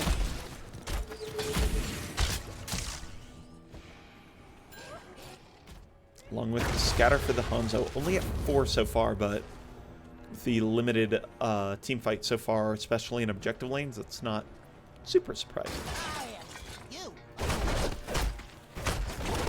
An incredibly potent camp taking combination here for Clouded Minds is this Hogger plus Greymane just tearing through the camp. 13s aren't near, so we don't see any kind of talent disparity land out. But it does seem like Clouded Minds is going to go ahead and take first position towards this point. I really like the Scarlet Aegis here from the Whitemane. I think that's a really solid pickup, and I like the APOC change as well to allow for some better engagements. Here's RQE from the Diablo, plus that goes in. Trash Mouse is not able to get the rocket right off. Ulysses goes ahead and hops over that wall, and a good engagement from Surely We Scale picks them up their first kill of the game. Clouded Minds are not backing down, though, from this point right now. Possibly to their detriment. Tiger's going to go ahead, take a half health bar, and walk out.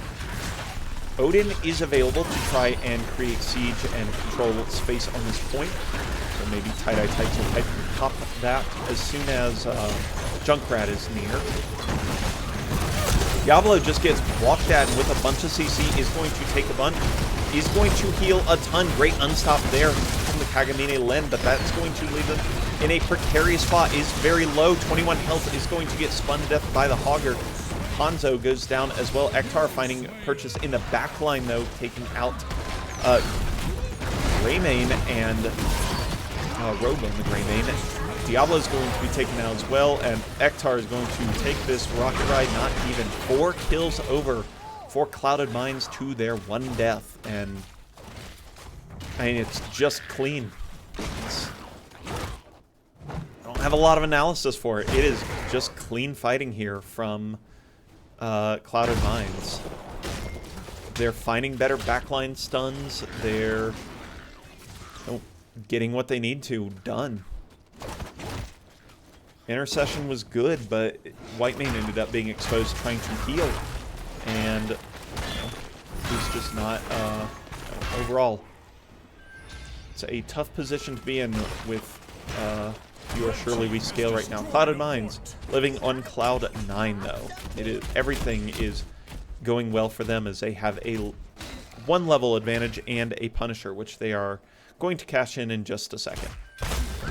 Try and pick up some camps for doing so.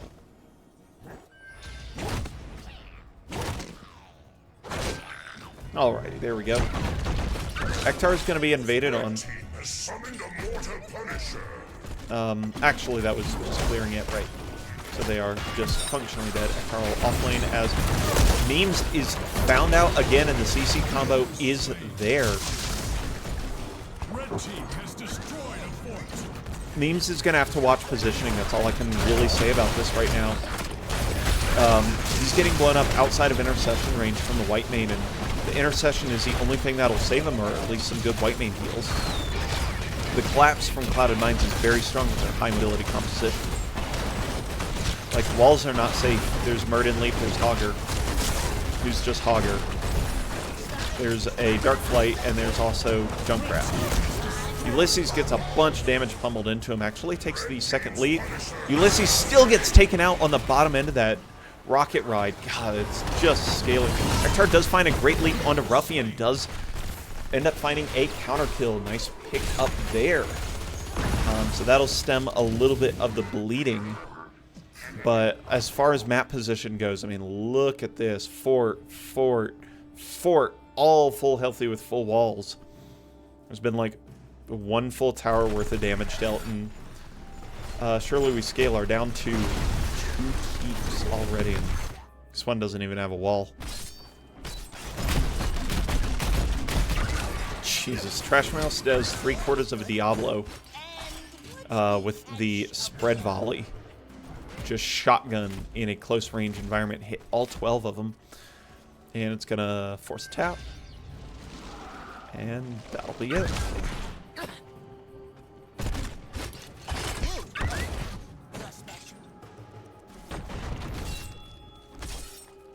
Sure, Louis Scale looking towards their level 16 talents, but Ektar's got to be careful of the gank that's coming through. Memes does see it, though. Drops the ping. The retreat is on, as it is just a Berserk Camp invade.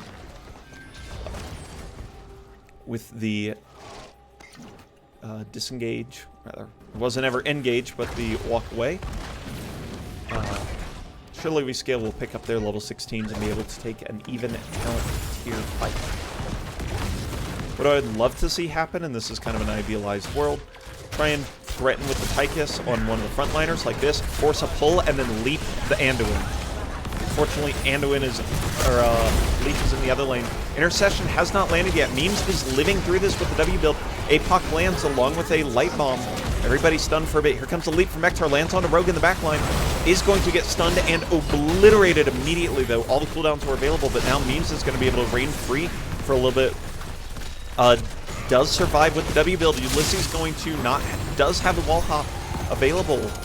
No Q talents on 13 from Tychus for the slow, so 1-for-1 trade of offlaners in that whole fight. Ektar got the full fury of all of the cooldowns, but it did allow Diablo to counter-engage and walk in there right afterwards on a team that functionally had 0 cooldowns. Jeez. Junkrat's just a crazy hero. I don't know. That's crazy to me. Shrine coming up now in just a few seconds for these teams, and surely we Scale needs to find footing on the position. Oh, finds Trash Mouse, but Ripper Air is going to let him escape from that with functionally no problem. They need to play fast on this, though. They can't let Cloud and Mine stall and grab level 20. Hogger sets up not an infinite spin. That's actually a terrible spin in the backline. Diablo is getting ripped apart, though, by the cursed bullet. Tiger's just sitting in the backline.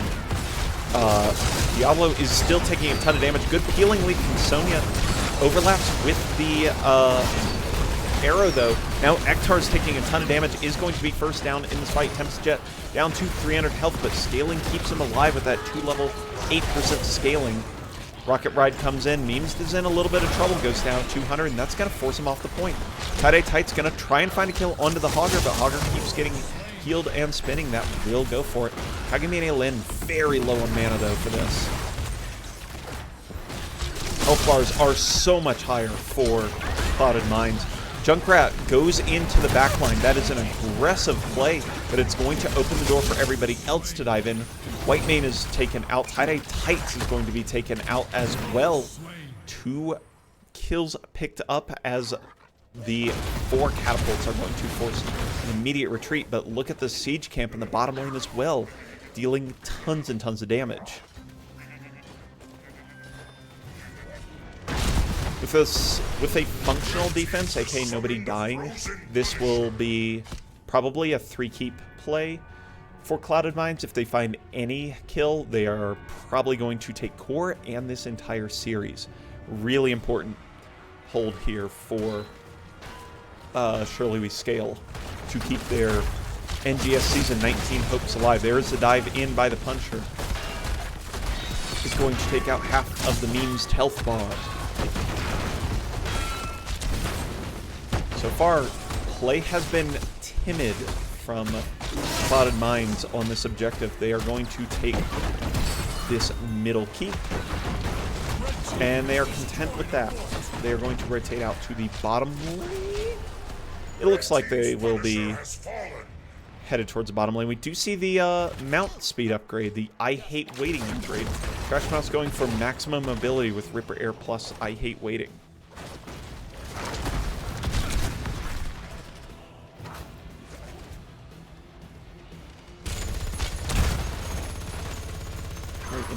Oh yeah, standard Hunter's blunderbuss.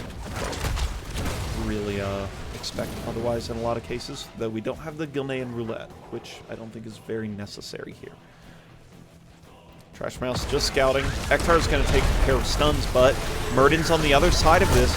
Tons of damage dealt by the Tychus there. They find 2 kills instantaneously with the Tychus and APOC combination. Ektar's going to go defend top lane, and this is going to be the first opportunity surely we Scales had to get something done on the map at really this entire series. That amount of, like, camp clear is kind of disgusting. 2 Berserk camps will keep Ektar busy through this. Big red button out for the Odin is going to add nukes to the party and help bring this down, but slightly concerned that might be a bit unnecessary for the push. Ektar's going to be rotated upon. Maybe Trash Mouse can get in and definitely get out at 250% move speed. There's the, I want to say, engage. Ektar is able to drop a leap at any moment. Does have the ignore pain on 20, but good job evading any kind of gankature. Bullseye adding to the CC combo for Hanzo, along with IP. Scarlet Crusade is a massive upgrade because it's an automatic unstop. Oh boy. Tempest Jet is looking, they're sharking.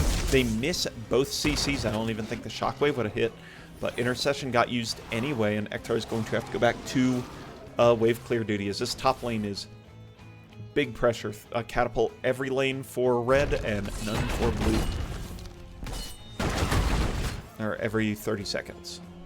Every wave cycle, whatever you want to call it.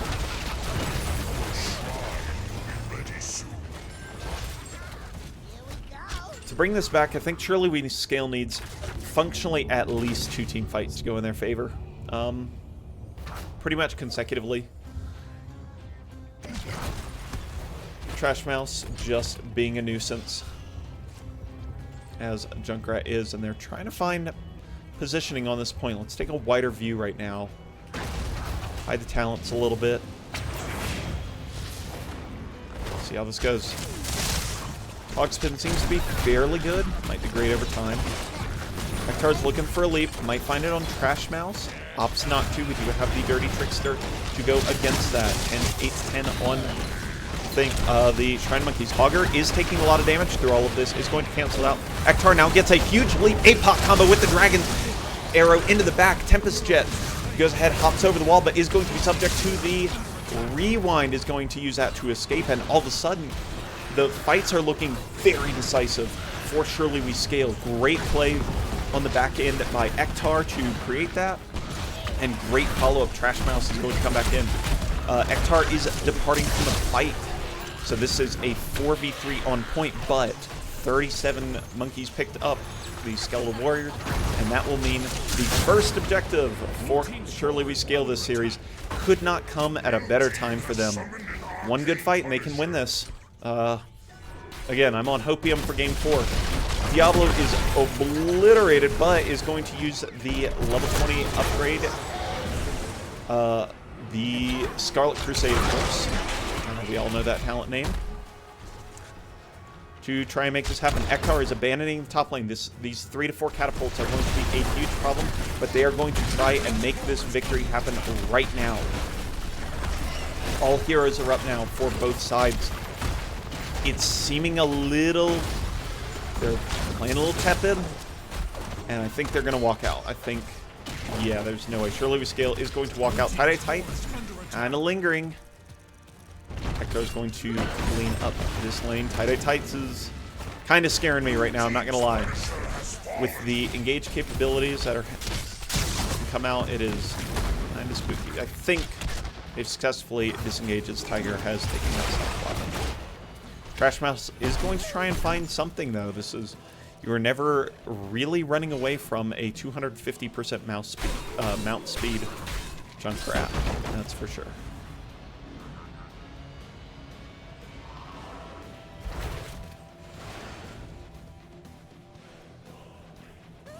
Oh, Ulysses is in a spot right now, but Cloud of Mines has been spotted. Teams group up to get into a defense posture. Memes is going to scout that out with a Fire Stomp. Tiger was not seen. Tiger is now seen. Good bullseye from Ulysses. They're looking for something. They're looking... Surely Scale is absolutely spreading the floor, looking for something, but now Ektar's in a really nasty spot. It's going to take a huge CC combo, straight 100-0. No recourse for escape, and now Memes is in trouble. It's going to have to use the Hellgate to escape. 5v4 now for Cloud Mines. Crash Mouse is going to run up with the mount and drop the concussion mine in. Ridiculous play. Memes is going to take trivial damage from that, as Junkrat's going to respawn, but all the action is on the blue core now, as Cloud of Mines have pulled the trigger, are making it happen. Tiger and Rogue doing massive damage to the core here. The APOC comes out 50% of the core, now down to 35. And with all of the damage, Clouded Mines moves on to the B-West Finals.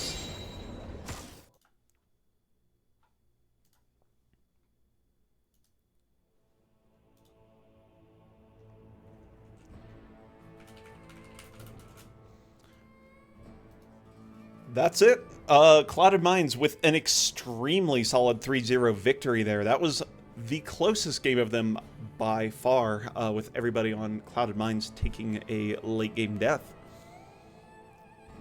But nonetheless, they have prevailed through and looked very solid through the whole thing, and they will be going on to face Roll 1 Esports, if I remember correctly.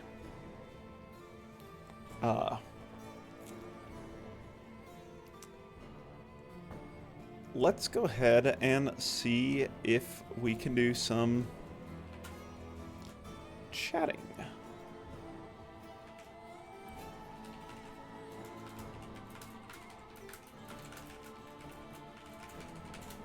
We love chatting, so we'll talk with these teams first, with Clouded Mines for a short bit,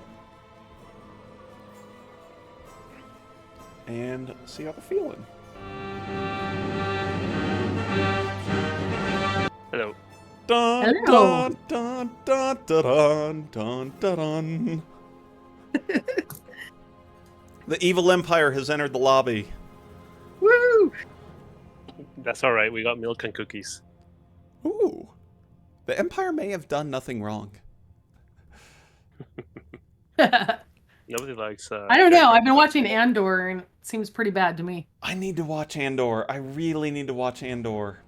But So I need good. to sit down and not have, like, things to do to just, you know, sit down and watch a gritty show that I can get into. I watched the first 2 episodes of season 1 and just haven't committed to it yet. Fair enough. Yeah, it's definitely worth the watch. Yeah, for sure, for sure. Also worth the watch. This series, congratulations on your 3-0 victory. Thank Thank you. you.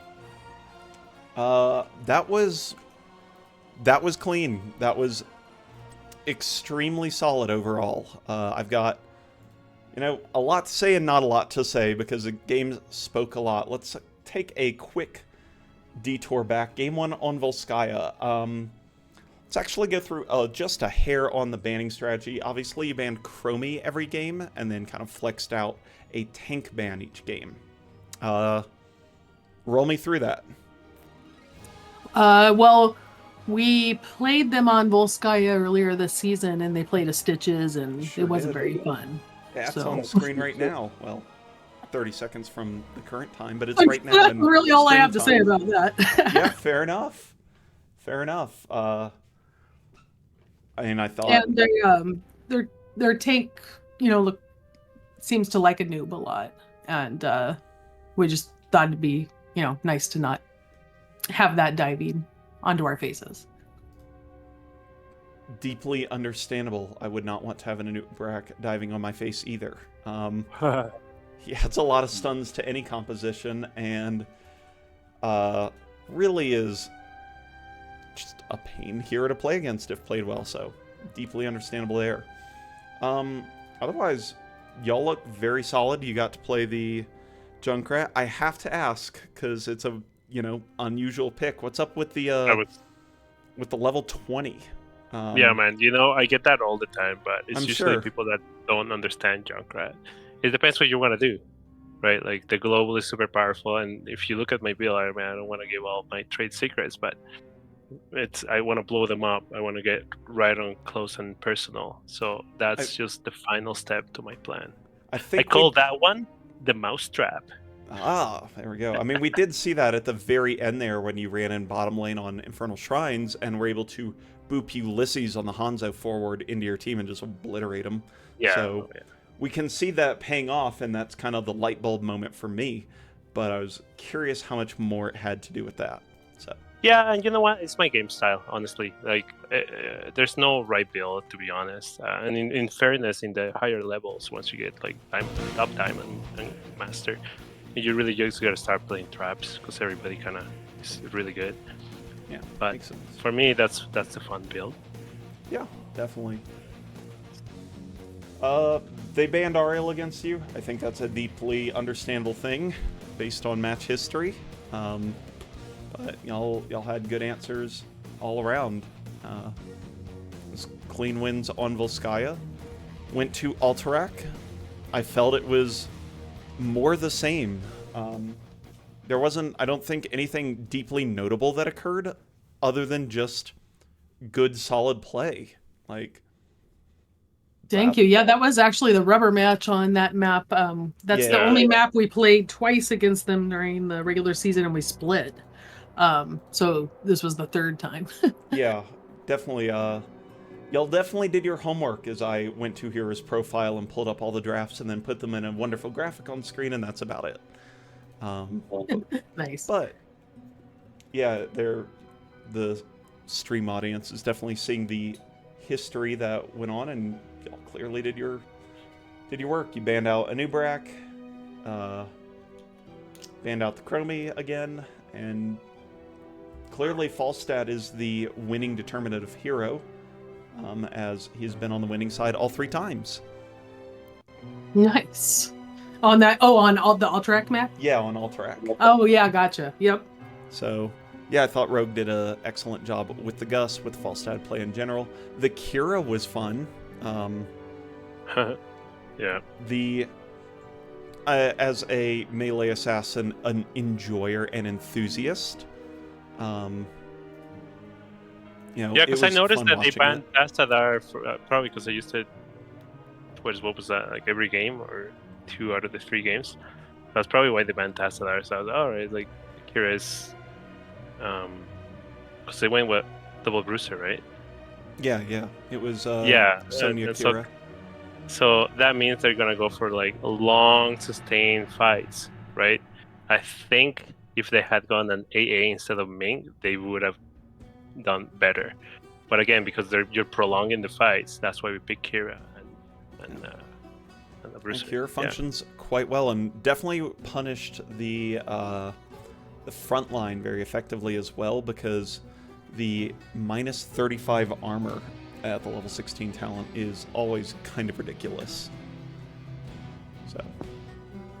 Yeah, no, and it shuts down because she has like that stun with the E, so it shuts down any kind of shenanigans, right? So that really helps the team, I feel like. So no, it was a good match. Though, the Kira's really scary to heal for me sometimes. Oh. Yeah, no like, kidding. she's like in, like yeah, she goes in and just. Here we go. Yep, here we go on Kira's wild ride, which is usually on the other heroes. So, yeah, saw some really excellent light bomb leap combos, light bomb engages in general, very solid overall. So, no complaints there. Awesome, thank you. I know I pointed out a desperate prayer where I think Ektar was on top of you. You're sitting at like 200 health and just click Desperate Prayer on yourself and lived for it. And I was like, that's a good hold of that button. Well played. Yeah, I definitely messed up a couple things on the end-to-end in game 3. Like one time I pulled the wrong person, and I had a little bit of a struggle there when they leaped in on I think it was on Kira, and I was trying to pull Kira out and didn't have it. Or no, sorry, Greymane, I think. Game 3. Yep. Game 3, Infernal Shrines, a little bit smaller map, a little more team fighty based. Y'all were in control, full control, all the way to level 20. And then Surely We Scale kind of figured something out, started finding backline engages, started comboing Leap, APOC, Dragon's Arrow all together, and just started deleting people. Any time in that game you thought it was kind of slipping away, might have had to kind of slap, throw some cold water in the face and go, all right, let's just win this? Yeah, 100%. For sure, for sure. That Diablo Blink really created another whole different game. So that was pretty fun and exciting for sure, yeah. I dare say it's a good thing we had a big advantage because it kind of turned the game a bit, but... Yeah, they felt really dangerous in the late game for sure. Like we were... we had a bit of a screaming match there, but at the end of the day, we kind of centered again and reassessed and regrouped, and we started like reminding ourselves to play smart, play safe, and that ultimately is what won us. Yeah, your mobility CC combo capabilities were very good overall, with just being able to, capitalize on like a Junkrat trap by jumping a Muradin in and then spinning a Hogren and dropping a Shockwave. Y'all could bring the CC wherever, and it was really instrumental in making a lot of those late game that kind of final fight work out. But yeah, for sure. Just in general, that was a lot of mobility CC, and that's just real good to see. So yeah, feels good. Feels like everything's coming together, and it's a good time for that to be happening. And we're feeling great about how we've done this season. Well, another team that's feeling pretty great is Roll One Esports. How are you looking forward to that one? Definitely looking forward to it. We're ready for a rematch. Yeah, they're a strong team for sure. Yeah, I want to face them. Let's if I can quickly pull up the history. CM, you have 2-1 to them, and then got 0-2'd 2 months later. So definitely can see a little bit of revenge possibly in the cards, possibly man, of the Sith. Nice, I like it. yeah, it'll be really fun. It is kind of cool in these divisions where you play everybody twice. It does kind of, at least what I've found is it makes the playoffs kind of more fun because you have more times that you've played the teams, and so I don't know, it just feels like there's a lot more strategy than if you've only seen them once. Yeah, it's definitely a lot of match history, a lot more playing against a specific team rather than playing, a match. Right. So, it's cool. I've got nothing further for you, so if you want to make any shout-outs, comments, etc., now is your time. Sure. Trash, you want to start off? Or do you want me to make the shout-outs? Sure, no worries. I'll shout out Surely We Scale. They were a really good team. They were fun to play with. They had really creative comps, and it kind of we had to be on our toes. So shout out to them for sure. Thank you for casting. I think that's awesome. You guys are awesome. I'm really enjoying NGS, and I'm looking forward to playing our final. For sure, and I agree with everything that you just said, and then I also want to shout out our other Clouded Minds group members that were watching and rooting us on. Thanks, guys, for supporting us. And Surely We Scale, you guys played awesome. We'll definitely be seeing you next season. And thank you. All right, thank you, and good luck in the finals. Thanks a lot. Right, thanks, man. GG's. Bye. All right. I'm not going to try and get out of here too quick, but I'm going to try and get out of here real quick because Eternally Blue TV is streaming a game number 5 from, I believe, Division D. Yeah, Division D playoffs. So let's go and raid off to Eternally Blue TV. That's going to be a heck of a game number 5. Thanks everybody for watching. This will be my first and last cast of the season. So, woo, we did it. Bye.